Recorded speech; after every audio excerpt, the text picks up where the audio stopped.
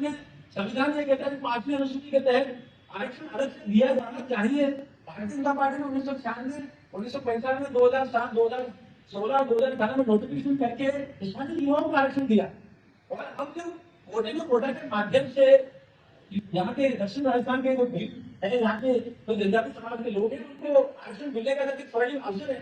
ये राजस्थान में मीडिया जो है वो सारा आरक्षण खींच के ले जाते हैं, ऐसा आप सभी जानते हैं। तो इसमें समाधान की बात है। राजकुमार रोज कोटे में कोटा का विरोध करते हुए नजर आए। ट्विटर पर इनका सारा डिटेल है, आप देख सकते हैं। और ये इसलिए करते हैं कि इनका जो सलाहकार है, उनका जो राष्ट्रीय प्रवक्ता है वो स्वास्थ्य का मिला है। तो कुल मिला के ये अनुसूचित क्षेत्र के विरोध में काम करने वाले जितने भी लोग हैं उनके साथ मिलकर काम करते हैं। डॉक्टर जितेंद्र देगा इनका राष्ट्रीय प्रवक्ता है। इसके साथ ही साथ बहुत सारी बातें इसमें आप सभी को ध्यान में है, वो सारी इसमें लिखती है।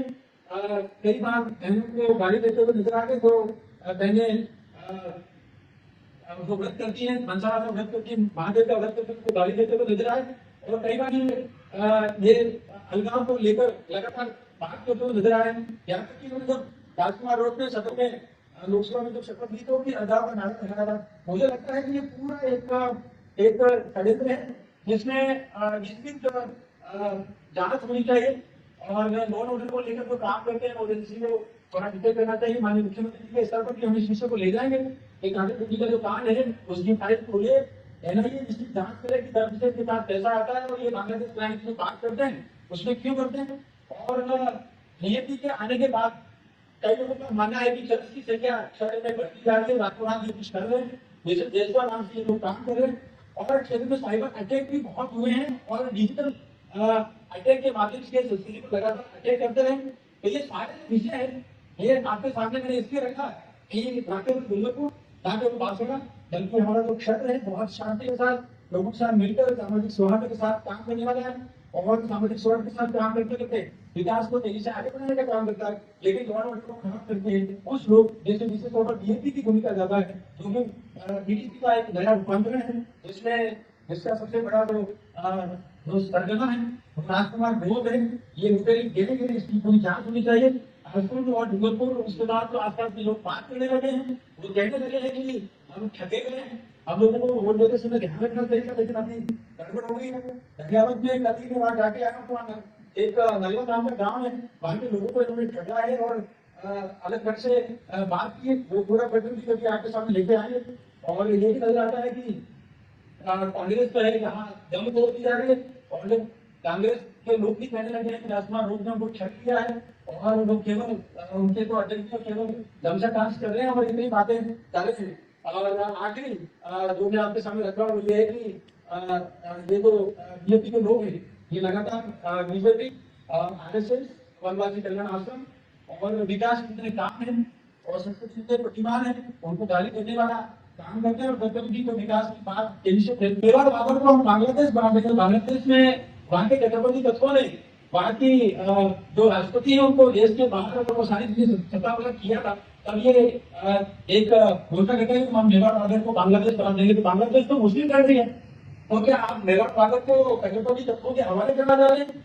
ये प्रश्न जो है ना हम सभी को पूछना चाहिए। और ये ऐसा जानकारी भी है कि इनके सारे जो झंडा बरदार हैं ये कट्टरपंथी तत्व रेडिकल इस्लाम के तत्व हैं और कुछ लोगों की चर्चा है संबंधी आप लोगों को बहुत ज्यादा डिटेल इसकी बात करनी चाहिए, खोजना चाहिए।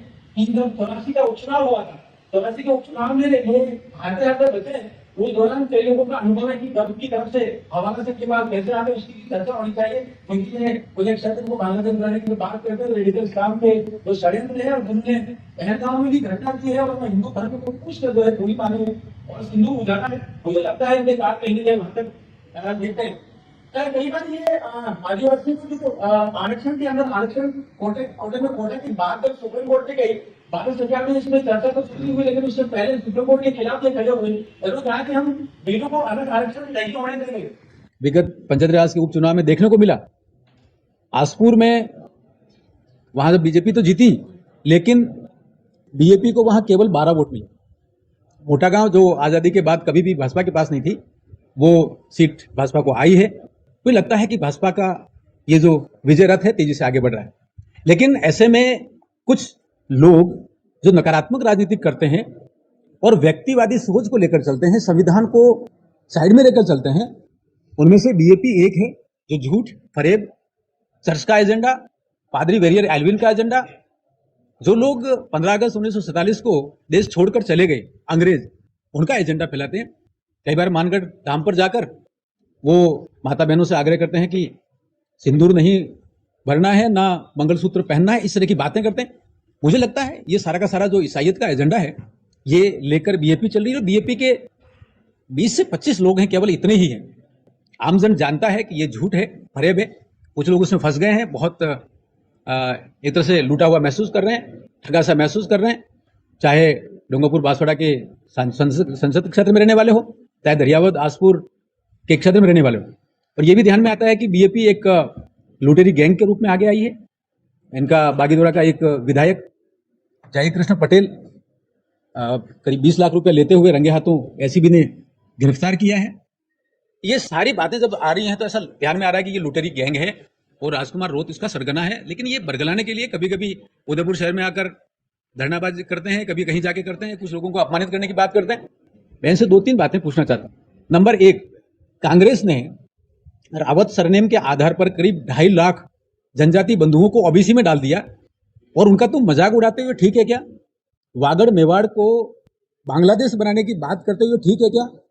और तीसरा और महत्वपूर्ण बात, ऐतिहासिक तौर पर दक्षिणी राजस्थान के जनजाति बंधुओं को कोटे में कोटा का आरक्षण मिलने की संभावना जब बनी है, सुप्रीम कोर्ट ने कहा है, उसका आप विरोध करते हैं और जो माइनॉरिटी हैं उनको एसटी की परिभाषा से बाहर निकालने की बात करते हैं, तब तुम उसका विरोध करते हो। ये ठीक नहीं है। आदिवासियों के अधिकारों के लेकर आदिवासी समाज जागरूक है, जनजातियों को अपनी संस्कृति पर गर्व है और अपने नायकों पर गर्व है, उसको लेकर चल रहे हैं, सामाजिक समरसता के साथ सबके साथ रहते हैं। मुझे लगता है ये बहुत महत्वपूर्ण बिंदु है। लेकिन जिस प्रकार से बीएपी युवाओं विरोधी, महिला विरोधी, संस्कृति विरोधी, विकास विरोधी एजेंडा चला रही है, ये ठीक नहीं है। ऐसा मैं सभी से आग्रह करता हूं, विशेष तौर पर समाज जो जागरूक रहे। ये एक लुटेरी गैंग है और धर्मांतरण का एक रचना चला रही है, ये ठीक नहीं है। हिंदू समाज को, सनातन समाज को, आदिदेव महादेव को मानने वालों को जब गालियां देते हैं तो ये ठीक नहीं है। उनको जो उचित स्थान पर जवाब देना चाहिए और जिम्मेदार बनना चाहिए कि जब सबका साथ, सबका विकास, सबका विश्वास, सबका प्रयास का दौर चल रहा है, देखिए हम समाज को सत्य रख रहे हैं, वो भ्रम फैला रहे हैं, बरगला रहे हैं, ये बात ठीक है, सोशल मीडिया के माध्यम से कर रहे हैं। ये सारी उनकी रचना जो है ये चर्च प्रेरित है और रेडिकल इस्लाम के तत्वों को लेकर है। और इनका जन्म ही नरेंद्र भाई मोदी जी, हिंदू सम्राट, भारत के नायक, सनातन के प्रतीक, प्रभु श्री राम के मंदिर बनने के बाद गए इनके सारे रचनाएं। तो ये प्रतिक्रियात्मक तत्व हैं, बहुत जल्दी खत्म होंगे। और जब हम सत्य रखते हैं तो ये गाली गलौज करते हैं, अपमानित करने की बात करते हैं। लेकिन समाज जान चुका है कि ये इनका एजेंडा जो है पूरी तरह से नकारात्मक है और खोखला है। समाज का जो अस्मिता के प्रतीक है, पूजा पाठ है और नाम है, दैनिक जीवन है, वो पूरी तरह से आदिदेव महादेव की जो व्यवस्था है उसको प्रेरित है। गौरी इसका सबसे बड़ा माध्यम है, सबसे बड़ा है, जिसमें आदिदेव महादेव को केंद्र में रखकर, आदिशक्ति महाकाली को केंद्र में रखकर जनजाति समाज रमता है। वो सभी जानते हैं। थोड़ा आगे चले जाएं तो आपने भगोरिया पर्व देखा होगा, वो भी सारा है। और जनजाति समाज के आराध्य जो है प्रभु श्री आदिदेव हैं, तो ये सभी जानते हैं। लेकिन ये भ्रम का एजेंडा लेकर आए, मुझे लगता है ये बहुत कपूर की तरह उड़ जाएगा। ऐसा नहीं है। मैं आपको कह रहा हूं कि बनकोड़ा का जब उपचुनाव हुआ तो बीजेपी को केवल 12 वोट मिले। मोटा गांव ऐतिहासिक तौर पर बीजेपी जीती है। हम नगर पालिका सलूम्बर जीते हैं और सेमारी जीते हैं। तो ये सारी बातें हैं, धीरे धीरे समाज को पता लग रहा है, लोग समझ रहे हैं कि ये ठग हैं, ये झूठे हैं, ये भ्रम फैलाने वाले हैं और ये केवल चर्च की राजनीति करते हैं, समझ में आ गया है। इस कारण ये फैलता चला जा रहा है और मुझे लगता है युवाओं को भी ये ध्यान में आता चला जा रहा है। कुछ लोग भटक कर चले गए हैं, वो भी जल्दी आएंगे।